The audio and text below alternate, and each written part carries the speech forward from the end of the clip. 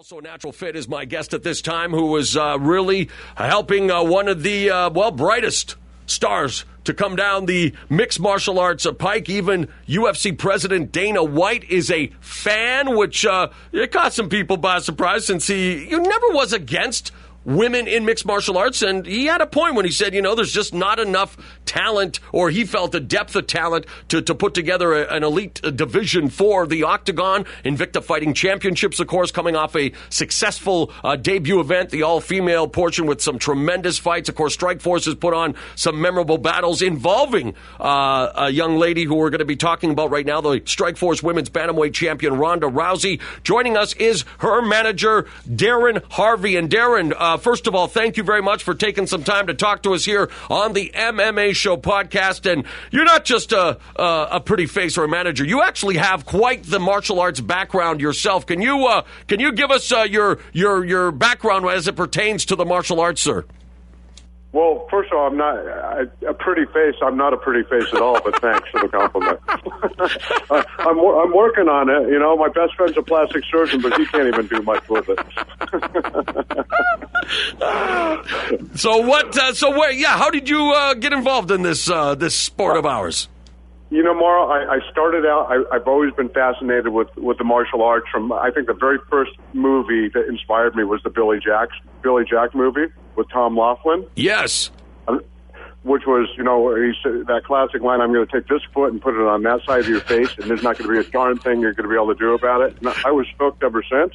That's awesome. And I've been training since I was a kid. I started in Tong Soo Do under the Chuck Norris system and under Ron Pownell and Mark Zacharias.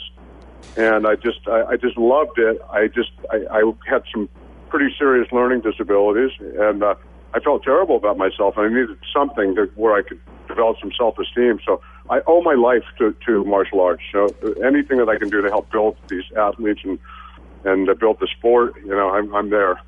Wow, and that's powerful stuff, because I hear it from so many people, including the greats. Frank Shamrock, who, admittedly was in and out of prison and was a juvenile delinquent. And, MMA, the martial arts saved his life. Bas Rutten had a skin disorder, was bullied and picked on. Martial arts saved his life. It goes up and down. And I'm wondering, Darin, for you and the wisdom that you impart now to your clients and whatnot, why are there so many stories like yours that say the martial arts literally saved my life?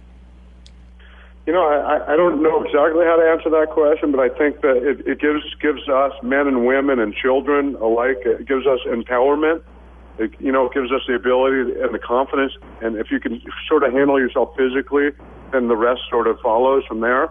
And I think that's a huge part of it. It's just like being able to walk tall, with your shoulders back and your chin up, and you just, the sense in which you carry yourself when you're accomplished in the martial arts and you feel like you can handle yourself, people start to treat you differently.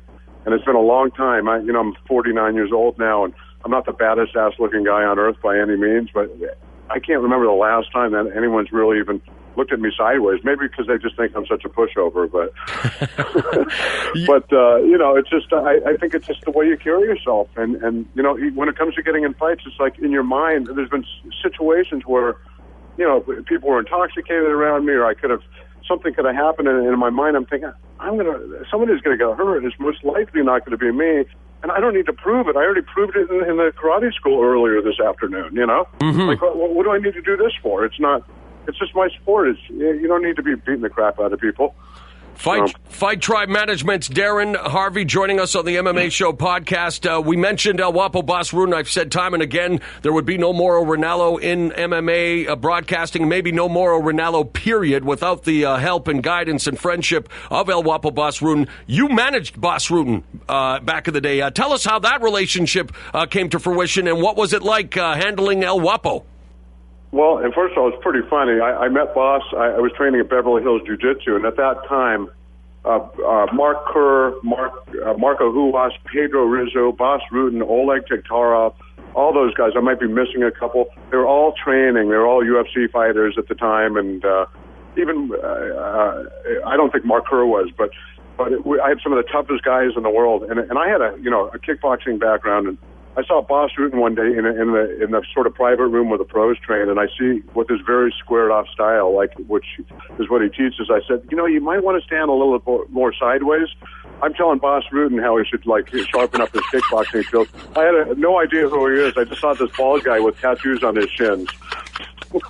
Did you get the right whipping leg kick of death? True story, and I want to continue with because I used to, like Boss and I have this big brother, little brother mentality. Anyone who's come into his personal space can't help but fall in love with the guy's charisma, personality. He is one of those guys that will give you the shirt off his back, but also, beat you to a pulp if you wrong him or anyone he cares about. One of the baddest men on the planet, legitimately.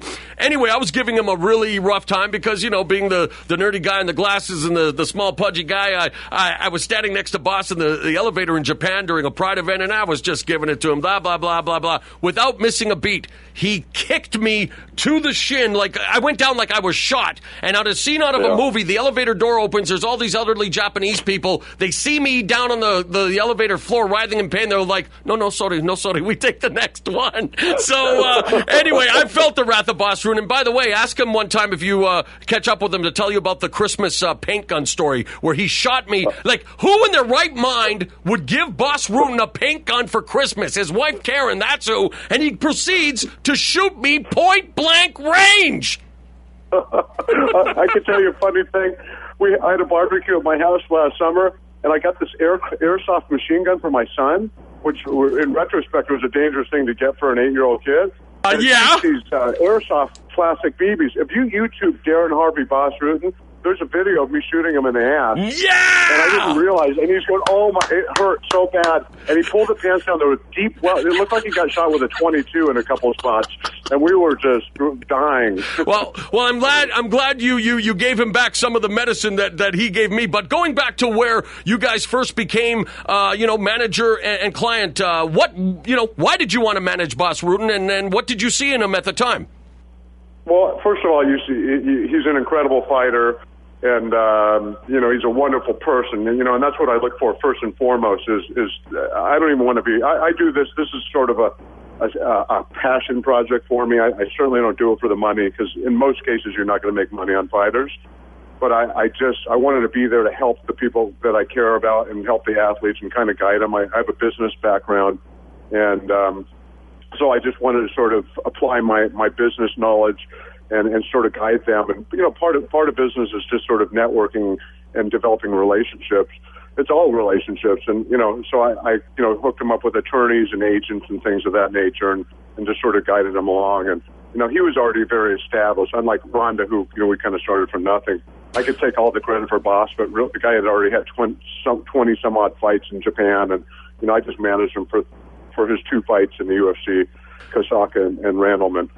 So, he's like a brother to me. It was just, we have fun. It's all about, this is not a dress rehearsal, Mauro. You got to have fun doing it or it's not Amen, worth it. Amen. And with Boss Rutan, all you can do is have fun. And I sing his praises, near and far, loud and proud. For someone who has been also, intimately involved as a friend, a manager, a confidant, what do you think because Boss Rutan, again, a trailblazer, pioneer, now, a media personality, actor, he's an all-around entertainer, and yet I feel bad still, just like any sport. There are a lot of people who feel MMA started with The Ultimate Fighter back in 2005 when there was this obvious, rich history of the warriors that helped build the sport and pancrase in the early days of the UFC and Pride and whatnot. What do you think Boss Rutan should be remembered for that maybe doesn't get talked about a lot? Well, first of all, I think his 2 showings in the UFC didn't really even nearly show. They put him against 2 grapplers at the very beginning, so they were, Kosaka was kind of a master on the ground, and Randleman, all he wanted to do is wrestle. Nobody even had a taste of what Boss was capable of. If you watch the Pancrase fight, you will, but if you watch the 2 UFC, you don't even barely get a glimpse of what the guy was capable of.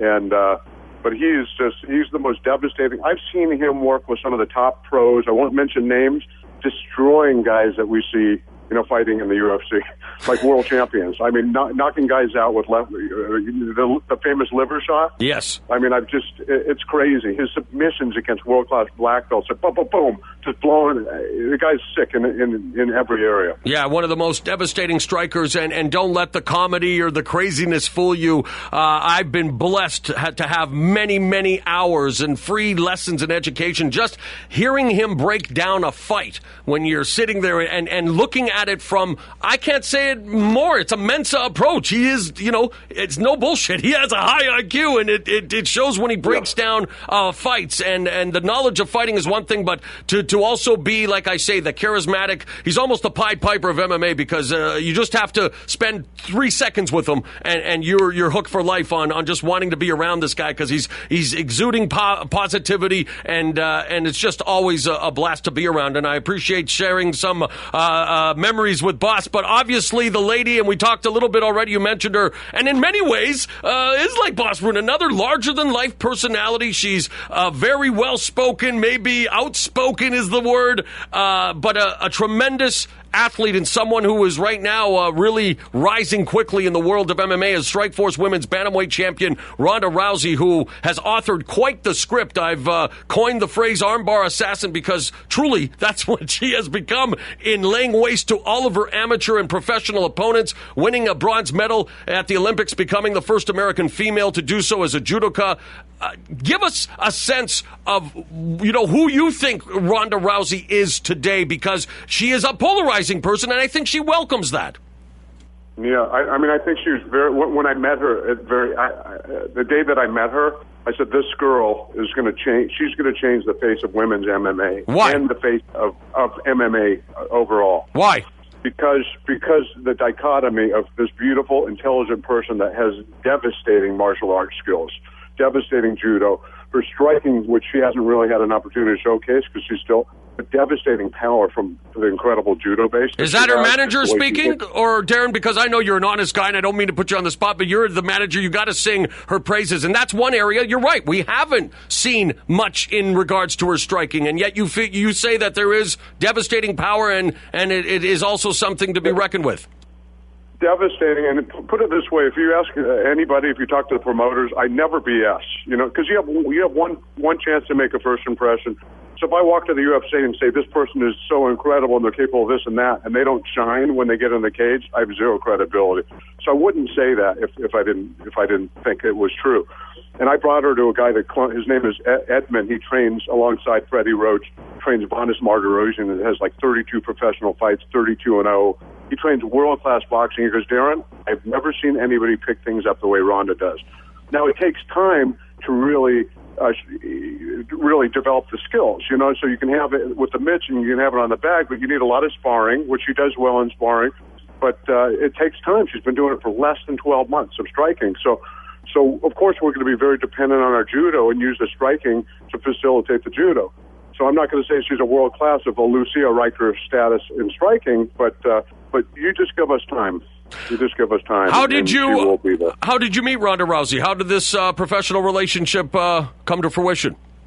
I manage a lot of the Armenians over at the highest end MMA Academy, where Jean LaBelle and Gokor are the teachers, and I'm very good friends with both those gentlemen.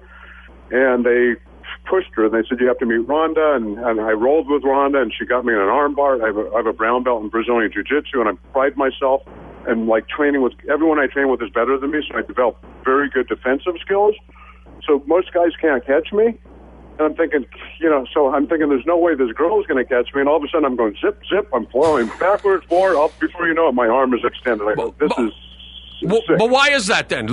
Because you do roll. You're a brown belt. You know the intricacies. What is it about her game that is so outstanding? Well, first of all, her mom taught Anna Maria, who's the first American to ever be a world champion in judo, male or female.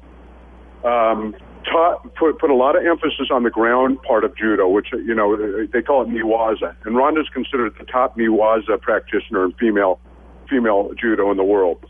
And her mom did that, put that emphasis because she felt that because the judging is so unfair, you better be able to finish opponents fast on the ground. Because in judo, they stand you up very quickly if there's not a lot of activity. So she has a shock and awe approach to it, where jiu-jitsu is much more methodical and slow. She's going boom, boom, boom, boom, boom, boom. And if you notice when she'll go for arm bars earlier on, she would just go for it without having great position. Now she's working on even better position and still exploding into it. And my personal thing, I don't think anyone, you could try to prepare for it, like you could try to prepare for Krokoff's high kick, and you're still going to get kicked, you know? Mm-hmm. And you could prepare for the armbar. You don't think Miesha Tate didn't spend the whole time defending armbar. That was her camp, you know? Mm-hmm. Defend armbar, striking, don't go down with her. And, of course, you know, Ronda, within the first, 30-some-odd seconds, got her in an armbar and it was not effective, but the second one obviously was. Her performance against Miesha Tate, outstanding, becoming the champion very early in her career, moving down to 135 to remain undefeated, obviously captured the attention of her bosses. Dana White using her in promotional aspects, the first female in the Tough House, rang the bell. NASDAQ has spoken in California against AB, what is the bill there, 20... I don't even know the bill that they're trying to change. I guess for the Muhammad Ali Reform Act, boxing to MMA. Where is she at right now in her marketability? This is an area that I wanted to talk to you about. You're the manager. Have endorsement opportunities exploded? What's the attention been like since she has come to prominence in mixed martial arts? Well, first of all, I'm an MMA manager, and I know my limitations. And I said to Ronda at the very beginning, there's going to be a point where you're going to blow up so big that we're going to have to bring on other professionals that are masters of endorsements, masters within the movie industry. So I've been approached. I have friends that are big agents in Hollywood, and I've been approached by some of the biggest agents in Hollywood wanting to represent Ronda. So we're in a position right now, we're trying to decide what the best move for Ronda is going to be. But she read for a major motion picture about 2 weeks ago. Already? With, Gina Carano for Fast and Furious 6, and she'd never done any acting. So so she went to Universal, read for it, and we still haven't heard back. But we're looking at everything. But my main goal is, in terms of other than fighting, is really focusing on endorsements, not movies. But obviously, if a huge movie opportunity comes along, then we're not going to walk away. Was she approached then by how did they is it the same role that Gina Carano is going for? Is Gina, because I heard that Gina Carano's already connected to this movie with The Rock, Dwayne Johnson, and otherwise. Is it a different role in the same movie? It would have been the same role. Oh, the same role. For the same role. Wow. Yeah. And you still and you haven't heard back, or so it's not official yet. Most likely, Gina. She has a Steven Soderbergh film in the can already. Has a lot more acting experience, and she's kind of over the MMA thing, and we're just beginning. So, well, maybe they can fight for it. Why don't they just put them in the cage and let them fight for the role? Well, because we like Gina. I'm just bugging. I like Gina too. I like Gina and I like Ronda. That's well. What about? Okay, so do you feel? I mean, does Ronda, talk about wanting to do that kind of stuff, getting to movies and stuff, or is it more, where's her head at right now? Because she's still very young in the MMA career, and I know there's a short shelf life, and when the iron's hot, and in this world, especially nowadays, where you're hot today, you're forgotten tomorrow. You gotta make hay when there's opportunity to do so. Exactly, and she, like you said, it's just it's from the heavens above, shining down on Ronda, and it just everything is just going so smoothly and so nice right now. And that doesn't always happen. That doesn't happen forever, and you really have to capitalize on the opportunity while it's presented to you. So we're looking at everything, and we're not jumping on sponsorship deals because we're trying to make the most lucrative. We're trying to cross Ronda over into the mainstream, which is where the big money is. So we're talking to the big players out there. And what kind of attention has she garnered then since, like I say, her success in against Tate, and just the fact that she is, her athletic background and her ability to articulate herself? And here, let's talk about this now as a manager, because it's the elephant in the room, as they say. She is female, mixed martial artist. I know Marloes Kunin and others have said, and they're right, it's MMA. They're not. It's not a female version. It's the same sport. They're just women doing it. And yet, some women, like Gina Carano, like Miesha Tate, have embraced the fact that, if they look good, we can market. A lot of women pride themselves. Men aren't marketed the same. And I'm wondering, Darin, from your perspective, and for Ronda, because, yes, she's an attractive woman, is that important to her? Like, is that important to her? Are we going to see more sex appeal out of Ronda Rousey? Well, let's face facts. You know what I mean? This is a sexually driven, society, and unfortunately, it sells, or not fortunately or unfortunately, it sells. And sometimes people that are not as physically appealing don't get the same advantages in life. Same thing in sports. If you look at some of the people that aren't the top athletes in their field, but are females and they're attractive, like Danica Patrick of the world, and some of the tennis players. Well, Anna Kournikova never won a tournament. Anna Kournikova never won a major tournament, and yet, one of the most popular, famous tennis players, like you say, because she's a beautiful blonde. Exactly, and the difference here is Ronda's the most beautiful one, and she's the best athlete. She's the most devastating martial artist. And is she comfortable? Male or female. Is she comfortable with that? Have you had a chance to talk to her, and what kind of lines, if any, what isn't she willing to do? I mean, there's rumors, even Gina, like if Playboy came along, would Ronda Rousey do Playboy?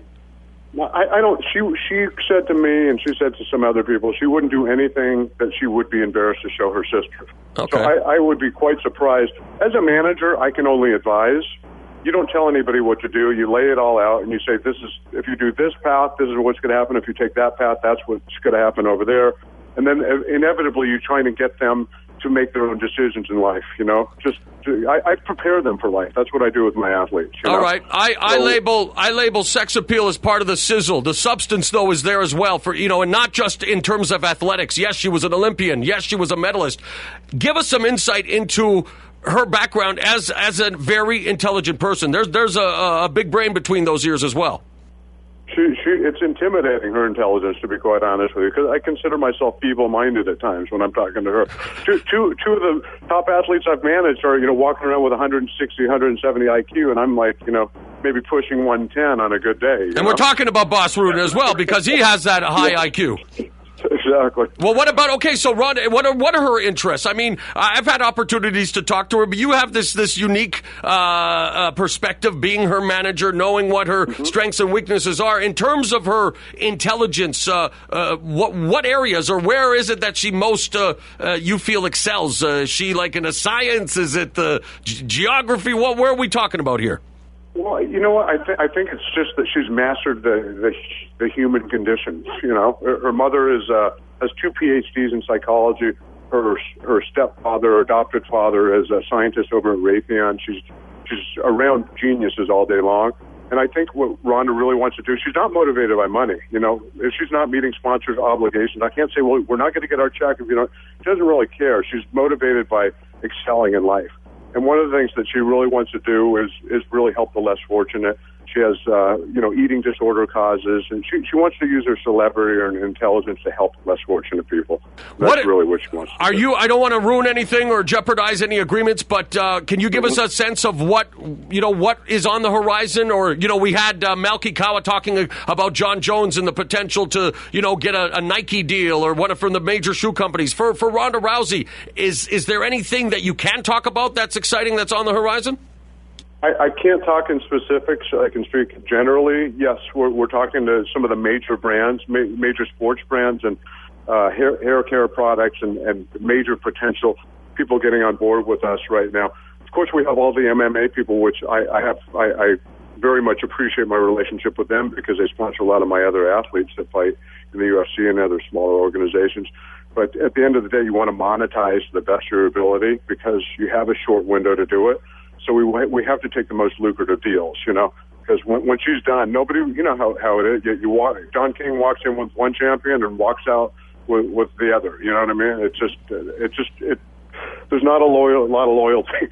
So my goal is to make as much money for her in a short amount of time, and then have her go and pursue her if she becomes a movie star or whatever it is that she wants to do. Has she talked to you? She's still trying to figure all that out. Has she talked to you about future goals? I mean, this is still very young, so I doubt it. But I mean, has she talked about what she wants to do when all is said and done? If not driven by money, if fame, is movies something then that you feel she will definitely try to get into?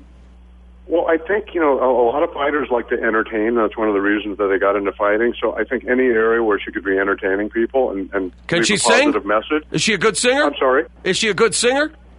I've not had the opportunity to hear her. Oh, we got to go karaoke. I've heard her make other people squeal.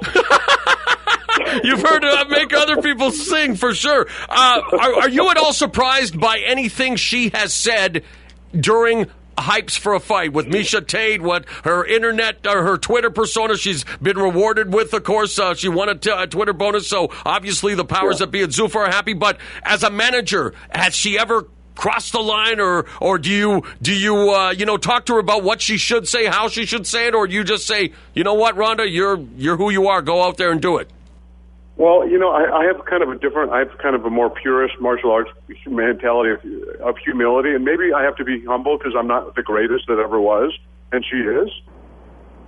So, I want to hold her back, but at the same time, this is part of who she is, and this hype that was created, has helped propel her. I'd like to say, boy, I'm responsible for all of it, but some of it was kind of unpredicted. I never would have anticipated this quiet girl that I met at a judo school, a year and a half ago, was going to be this, gregarious, person that was firing off shots at other people on. Oh, on so Twitter. you didn't expect that then?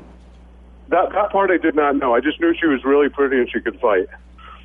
And so, but you're a fan, obviously, of her persona. And is it a persona? Is there a method behind the madness? I know we had Sarah Kaufman on yesterday, and I want to quickly get to the next chapter of both their respective careers. And she said, Ronda, she respects her as an athlete. She respects her as a person. She said she doesn't want to get caught up in the trash talking. She thinks it is mind games. She felt that Miesha Tate got too emotional, got caught up in that. So is Ronda Rousey just pushing buttons because she knows how to push buttons? Well, let me say this first. Miesha Tate called Ronda out on Twitter, come down to 35, and then Ronda comes down to 35, and all of a sudden she doesn't deserve it. So Ronda was really, that's not a game. She was pissed. Like, why do you tell me to do something and then I do it, then you come out and say I don't deserve the opportunity, And I say to Miesha, be careful what you wish for because you might get it. And, she did get it, and it was remarkable. I'm still in shock that she's been able to do what she does with every opponent, submitting them via armbar. Sarah Kaufman doesn't know when she's fighting Ronda Rousey next. I know it was reported that it's supposed to be in August. You're the manager. When will Ronda Rousey defend the Strikeforce women's bantamweight title against who? Can you give us any information? Well, until I have a bout agreement, there's nothing. We're talking sometime in August. That's all I can say at this time because I honestly, I can't. I honestly don't know. Until ink is on paper, we don't have a deal. So we're just waiting. We're waiting for all that stuff to come down. But there's discussion about August. What has Dana White said to you about Ronda Rousey? He's taken a particular interest, it seems, in the way that he's utilized her. And what about the Ultimate Fighter? That was something else.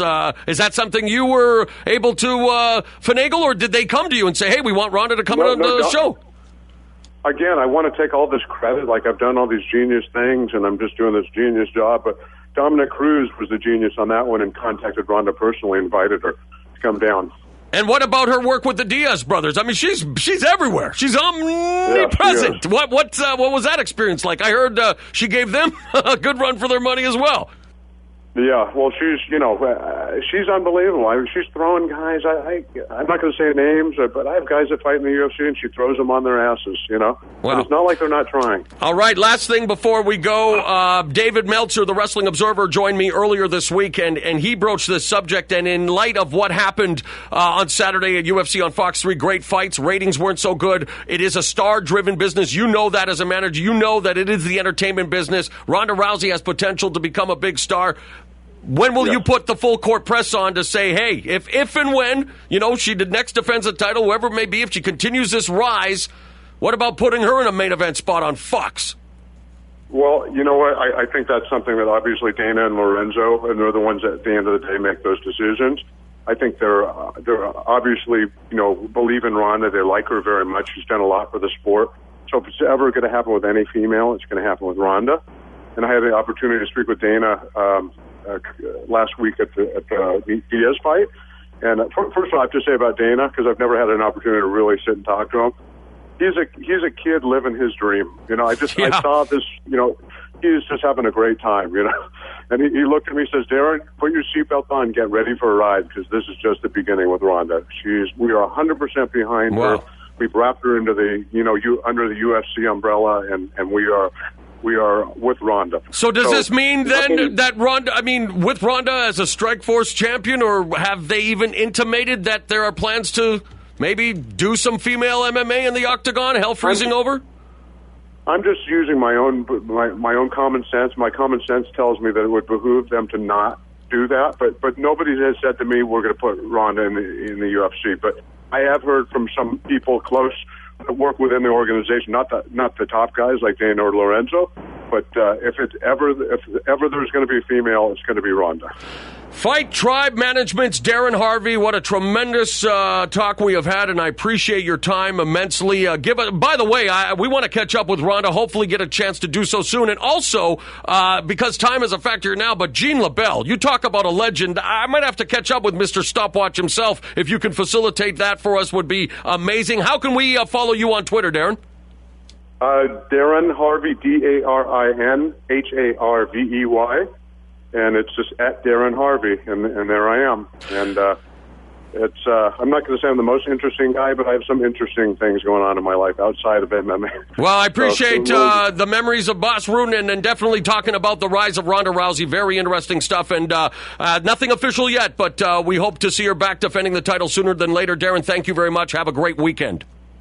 Thank you, Mauro. You too. It's a pleasure. Thank you very much. Fight Tribe Management's Darin Harvey joining us. And quickly.